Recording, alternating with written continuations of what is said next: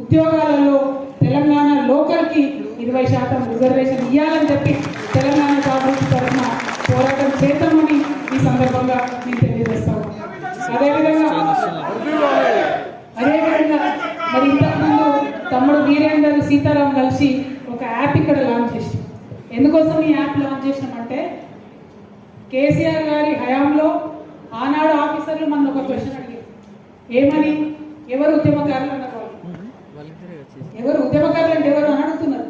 అంటే ఉద్యమకారులు అంటే ఎవరో కూడా మనమే చెప్పుకోవాలి. ఎంత బాగా అక్కడ ఉద్యమకారులు అంటే ఎవరో కూడా మనం చెప్పుకోవాలి. నాకు గుర్తుండి ఉద్యమకారులు ఎవరు తెలుసా?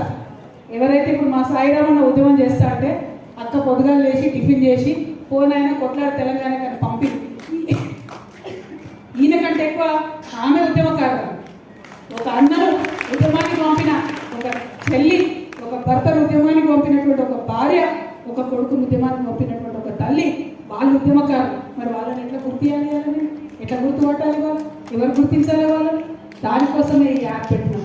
ఎందుకంటే ఈ యాప్లో మనం రిజిస్టర్ అయినాం, మనకు మనమే ఐడెంటిటీ కార్డులు ఇచ్చుకుందాం, మనకు మనమే అన్నీ కూడా ఇద్దాం. కేసులు అయిన వాళ్ళు ఉద్యమకారులు అంటారు, నా మీద అయితే కేసులు లేవు. ఇక మరి నేను ఉద్యమంలో ఉన్నాను లేదా మీరే చూసుకోవాలి. ఎందుకంటే బోలడని పెట్టిన వాళ్ళే ఏవి నిలవాళ్ళే అన్ని పోయినాయి కోట్ల. మరి అలా కేసులు ఉన్న వాళ్ళే ఉద్యమకారులు అంటే మిగతా వాళ్ళ పరిస్థితి ఏంటి? వందల వేల సంఖ్యలో ఉద్యమకారులు ఉన్నారు. ప్రతి చోట ప్రతి జిల్లాలో ఉద్యమకారులు ఉన్నారు. అందుకే ప్రభుత్వాలు గుర్తిస్తే సరి, వాళ్ళు కార్యాచరణ మొదలు పెడితే సరి.